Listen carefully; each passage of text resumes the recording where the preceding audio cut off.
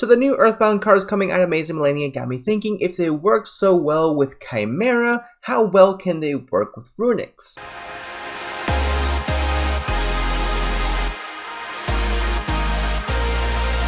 Yo, what is going on, you guys? Bashtianygo here, and today we're going to be checking out another variation of the Earthbound strategy. We're going to be getting several brand new Earthbound cards in the Maze Millennia set, which drops today, actually. If this comes out on Friday like I planned it to, if it comes out sooner, just disregard that.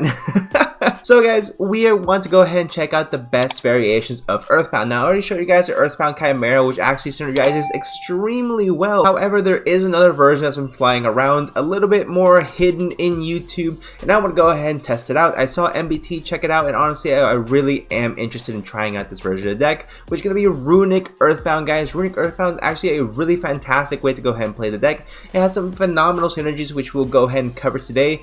First things first, of course, in this type of videos, as you guys already know, we're going to do a quick combo tutorial in the beginning so you guys know what the deck is supposed to do, what the most basic end board is supposed to end on, and then also we're going to be checking out a quick deck list so you guys understand more or less how to piece it together, use a quick template for you guys to go ahead and build on, and eventually, of course, make it your own. But without further ado, guys, make sure you guys leave a like and subscribe down below. For the channel, guys, we just eclipsed 4,000 subscribers just a few days ago. Huge milestone for the channel. Now we're pushing for 5,000. Let's go ahead and keep it rolling, and let's get into the video. So here we are, guys, on our trusty EDO Pro to go ahead and check out the quick combo tutorial for you guys. Now, in order to do this combo, yes, it's more of a test hand setting right now, but really all you need is a way to get to Groundkeeper and 2 Runick cards. You're going to be special summoning Hugin and you're going to be special summoning Sleipnir with this combo with those 2 cards. So it's essentially you need 2 Runick cards in your hand. We're going to go ahead and press play. So we're going to normal summon out our copy of Groundskeeper in just a little bit. We're going to start off by activating the Runick Destruction to summon out Sleipnir. Now you can really, doesn't matter the exact way you go about it, but essentially you get to the same result.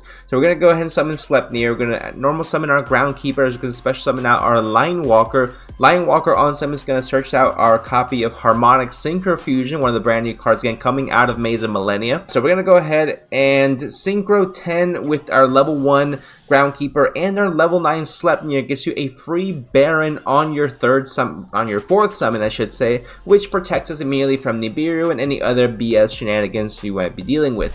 So now that we have Line Walker on board, we need to go ahead and get another fusion monster on board. So we're going to go ahead and activate Destruction or Freezing Curses to go ahead and summon out our Hugin, and then we can actually go ahead and, well, of course, Fountain Effect in the event that you have Fountain. If you don't, it's perfectly fine.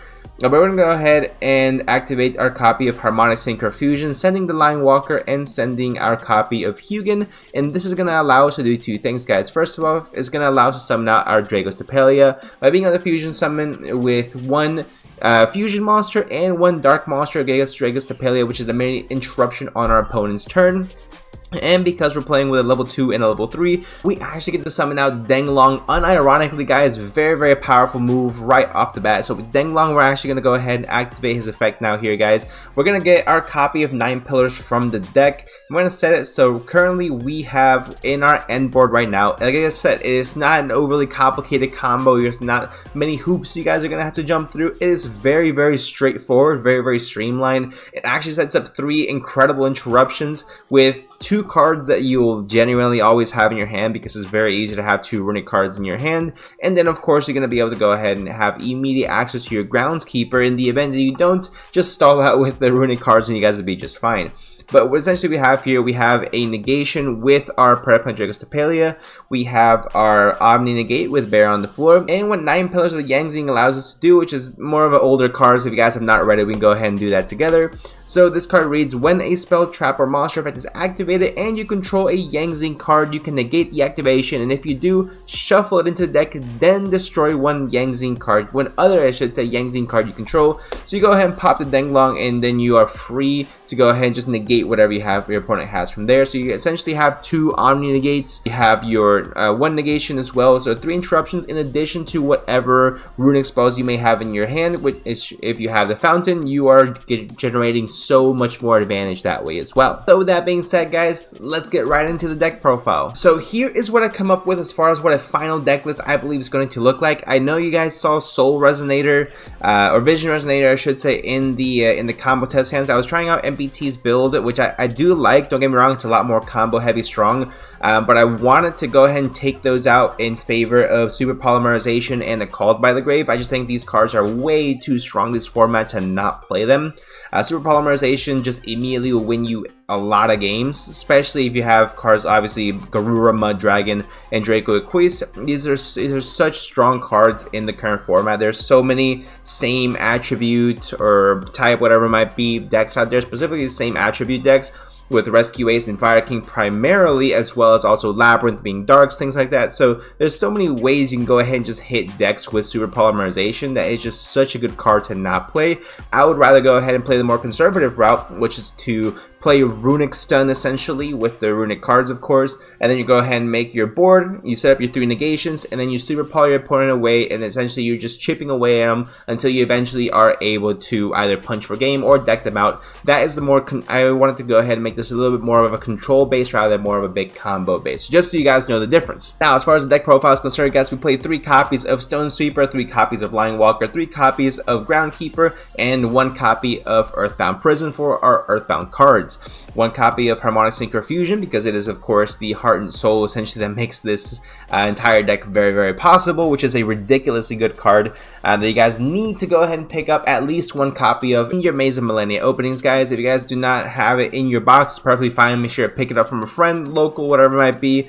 But this card is going to be absolutely ridiculous to go ahead and make sure that you have in your binder in some which way or another.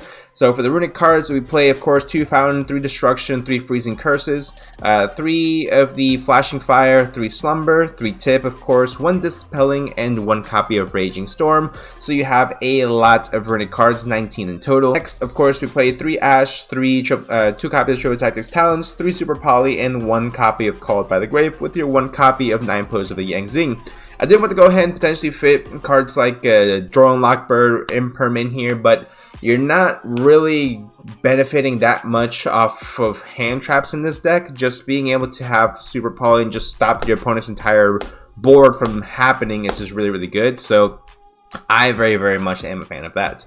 Now for the extra deck, we play 1 copy of Denglong, of course, it is at 1. Play 2 copies of Geo Griffin, 1 Baron, 1 Chaos Angel, 1 Garura for the Fusion Super Poly target, 1 Mud Dragon, and 1 Draco Equist. Again, these 3 are going to be your Super Poly targets.